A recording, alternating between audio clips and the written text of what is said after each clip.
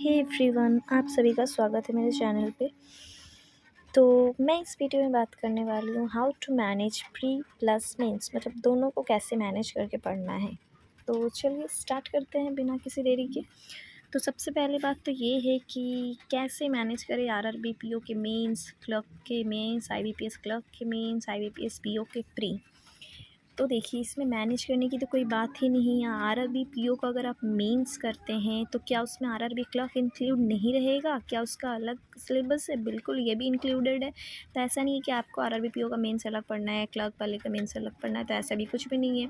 RRB PO का mains पढ़ रहे हैं, आपका आरआरबी क्लर्क तो बहुत अच्छे से तैयारी हो जाएगा। आईबीपीएस क्लर्क भी थोड़ा सा ये है एडवांस का, तो आप थोड़ा सा आईबीपीएस क्लर्क का मेंस के लेवल पे पढ़िए, आप सब इंक्लूड हो जाएगा।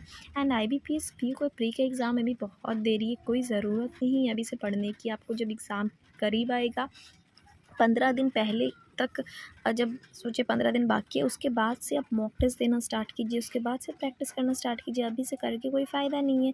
और आपने तो पहले प्री के कॉन्सेप्ट पढ़े हुए, बस आपको रिवाइज़ करना है। तो अभी से प्री का आईबीपीएस पीओ प्री मत पढ़िए, अभी बस मेंस पे ध्यान दीजिए।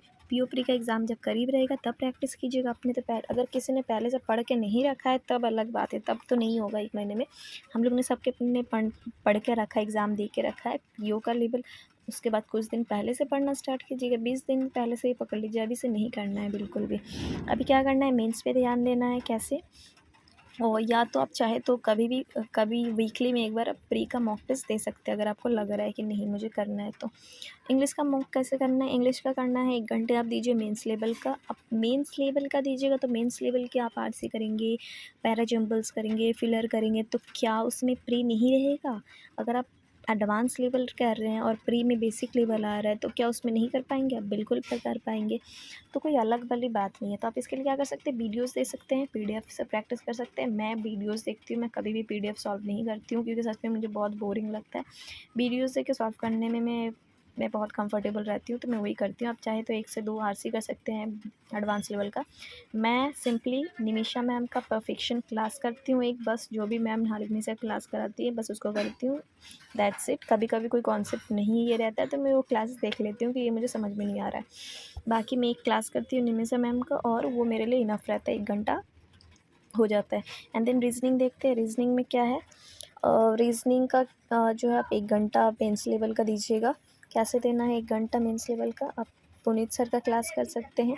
मैं एक पुनीत सर डेली मेंस का क्लास कराते हैं, तो एक वीडियो देखेंगे आपका हो जाएगा। इनपुट एंड आउटपुट आपको पक्का डेली करना है, पजल करना है 1-2 मेंस लेवल का।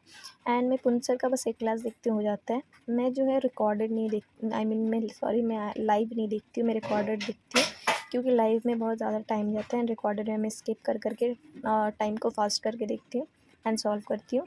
तो पुनीत सर का एक क्लास कीजिएगा, हो जाएगा। उनके क्लासेस में बहुत अच्छे लेवल के कराए थे। अगर आपको पुनीत सर के क्लास के क्वेश्चन समझ में आ रहे हैं, कर पा रहे हैं, तो आपका बहुत अच्छे से तैयारी हो जाएगा। तो आप एक क्लास डेली कीजिएगा रीजनिंग पुनीत सर का, और वो आपके लिए इनफ है। कंप्यूटर में क्या करना है, कंप्यूटर 30 मिनट्स डेली आपको मॉक प्रैक्टिस करना है। आप मॉक टेस्ट दे सकते हैं या पहले आप पढ़ सकते हैं। तो मैं पहले जो है मैंने लर्निंग नीति से मॉक टेस्ट ये लिया हुआ है, पीडीएफ 9 रुपये में मिल रहा था, तो वो है। और एक मॉक टेस्ट आप डेली दीजिए, मतलब पहले आप थोड़ा सा पढ़ लीजिए ऊपर से पीडीएफ को, कंप्यूटर को रट्टे नहीं मारना है, बस आपको पढ़ लेना है। उसके बाद मॉक टेस्ट देते रहिए, एक ही क्वेश्चन बार बार देखेंगे तो आपको याद हो जाएगा।